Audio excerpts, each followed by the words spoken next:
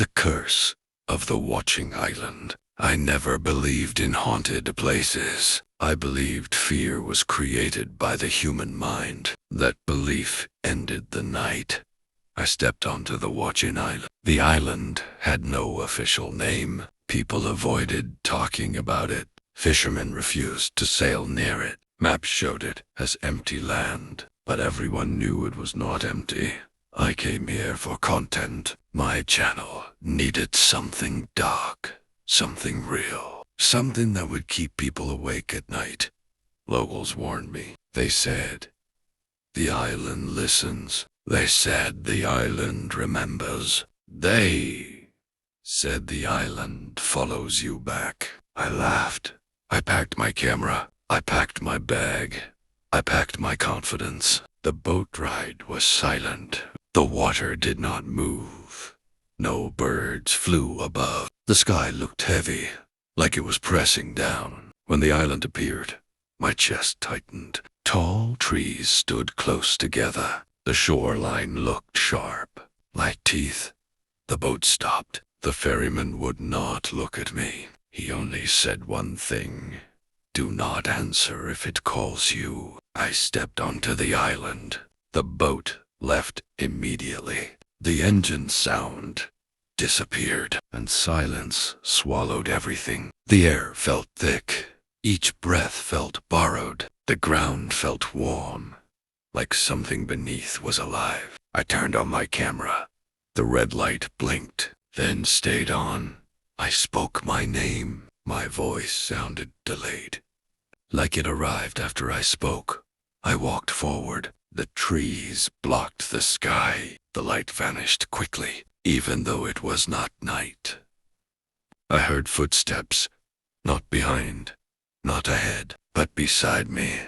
I stopped. The footsteps stopped. I walked again. The footsteps returned. I told myself it was echo. I told myself it was fear. I told myself lies. The path twisted. The forest changed. Trees appeared where none existed. Paths disappeared behind me. I found a wooden sign. It was old, scratched, broken. It had one sentence carved deep. "Do not stay after dark." My watch stopped working. My phone had no signal. My compass spun in circles. Then I heard my name. It was my voice, but I did not speak. It came from the trees, soft, calm, patient. I turned slowly. Nothing was there. I laughed nervously. I said hello. The forest answered.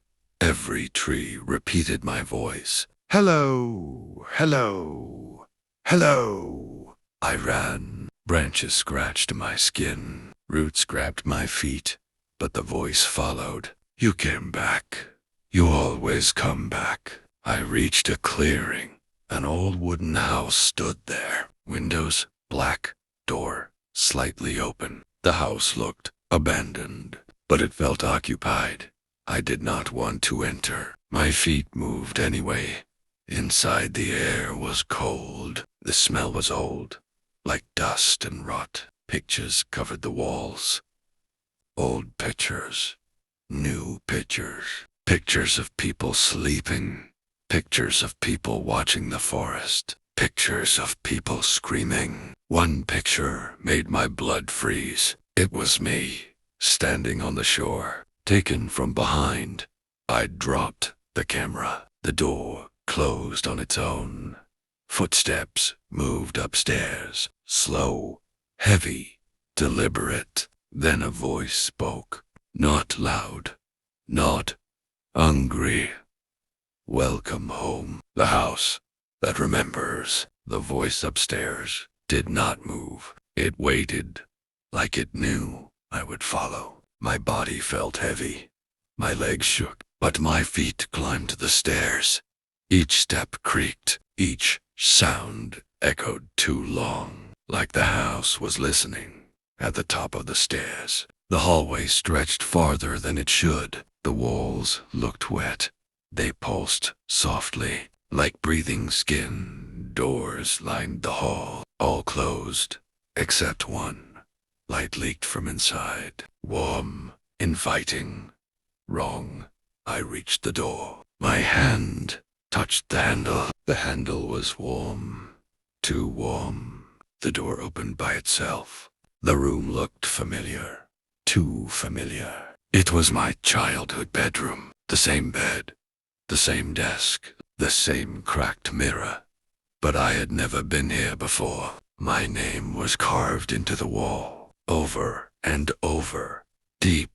Angry. I heard breathing behind me. I turned. A man stood there. Tall. Thin. His face was wrong. It looked like me. But older. Hollow. Stretched. His eyes were open. But me. He smiled. I stepped back. My foot hit the bed. I fell. He did not move closer. He did not need to. You remember this place, he said. I shook my head. I tried to speak.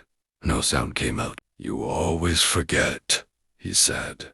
The mirror behind him began to change. It showed the island, but not as it was now. It showed people arriving, screaming, running, disappearing. Their faces melted into the trees. Their shadows stayed behind. The man turned to the mirror. We learn from you, he said. We wear you, he said. The lights flickered. The room stretched. Walls bending. Ceiling lowering. The mirror cracked from the crack. Hands pushed through. Black hands. Too many fingers. They pulled themselves out, one by one. They looked like people, but their movements were wrong. Delayed, jerky. They spoke together. Stay, stay, stay. My ears rang. My vision blurred. I crawled backward, out of the room, into the hall. The doors began opening. Every room showed a different memory. My first home, my school, my street, my bed. But something was wrong in every memory. Shadows stood where they should not. Faces watched from corners. Smiles stayed too long. I ran. The hallway twisted, lengthened, turned into a tunnel. The walls whispered, "We know you. We remember you." I burst through a door and fell. I landed hard. The floor was stone. I was in a basement or a cave. Symbols were carved everywhere. Deep, violent, not symbols, warnings. They were written by hands like mine. Do not answer. Do not look. Do not follow. Torches lined the walls. They lit on their own. The room filled with shadows. They crawled along the walls, along the ceiling. They gathered in the center and formed a shape. It stood tall, too tall. Its face shifted, changing, learning. When it spoke, it used many voices. You belong here. The house shook. Dust fell. The shadows reached. I ran toward the only exit. A narrow tunnel, dark, breathing. Behind me, the house screamed, not in anger, in hunger. The truth under the island. The tunnel was narrow. The walls pressed against me. They felt warm. They felt alive. Every step echoed behind me, but I was not alone. Breathing followed, slow, patient. The darkness ahead began to glow, a faint blue light, like moonlight. Underwater, the tunnel opened into a vast chamber. I stopped. The ground dropped away. A massive hollow space stretched beneath the island. In the center, a pool of black light moved, not like water, like thought. Faces floated inside. Hundreds. Thousands. Some screamed, some slept, some stared back at me. I recognized them. They were missing people. From news articles, from warnings, from whispers. Their shadows stood around the pool, detached, watching, One shadow stepped forward. It took my shape. It spoke with my voice. This is where we are born. The whole pulsed. We are reflections without body. It said, you give us form. It said, you give us memory. It said, the shadows circled me. They showed me images. People arriving, being watched, being followed. At night, the island learned their voices, their habits, their fear. When the copy was perfect, the real one was pulled below. The copy left. No one noticed. The shadow touched my chest. I felt memories being pulled. My childhood, my name, my face. Pain exploded inside my head. I screamed. The chamber responded. The pool surged. Shadows writhed. A human voice shouted, run. A hand grabbed my arm. A man, thin, broken, bleeding. His eyes were real, terrified, human. He said he'd been here for years, or minis. Time did not work here, he said. The island keeps balance. For every shadow that leaves, a human must stay. He said tonight, the island chose me. We ran. The shadows screamed, not in sound, in pressure. The tunnel collapsed behind us, stone cracking, darkness chasing. We emerged into the forest, but it was not the same forest. The trees leaned inward, their branches twisted like arms. Every tree cast a shadow. One moved, one did not. The man told me, do not look at the moving ones. We obeyed fast. The sky darkened. Stars vanished. The island began to shake. A sound rose, deep, ancient, the heartbeat of the island. We reached the shore. The water was gone. The sea had pulled back, revealing black sand. Shadows poured from the forest. Hundreds. Perfect. Silent. They surrounded us. The man stopped. He smiled sadly. You can still leave, he said. I cannot. Before I could speak, he stepped forward. The shadows rushed him. They tore him apart, but there was no blood. Only smoke. Only light. The sea rushed back.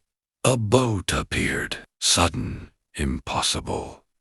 The ferryman stood waiting. He did not look at me. Get in, he said. I hesitated. A shadow stood at the water edge. It looked like me. It smiled. The final night. The shadow stepped closer. It copied my movement perfectly. The ferryman did not look back. The boat rocked gently, waiting. The shadow spoke with my voice. If you leave, you will never know who you are. My heart pounded. My head felt heavy. Memories flickered. Some felt real. Some felt borrowed. The island pulsed behind me. The forest leaned closer. I looked at the water. My reflection stared back. It smiled. I stepped into the boat. The shadow screamed, not in sound, in pressure. The island shook violently. Trees bent. The ground split. Shadows rushed the shore. The ferryman pushed the boat away. The water swallowed the screams. The island faded into darkness. I collapsed, shaking, breathing. The ferryman finally spoke. Do not look behind you. Do not speak until sunrise. I closed my eyes. The boat moved, slow, endless. Voices whispered from the water. They spoke my memories. Things only I should know. I pressed my hands to my ears. The whispers laughed.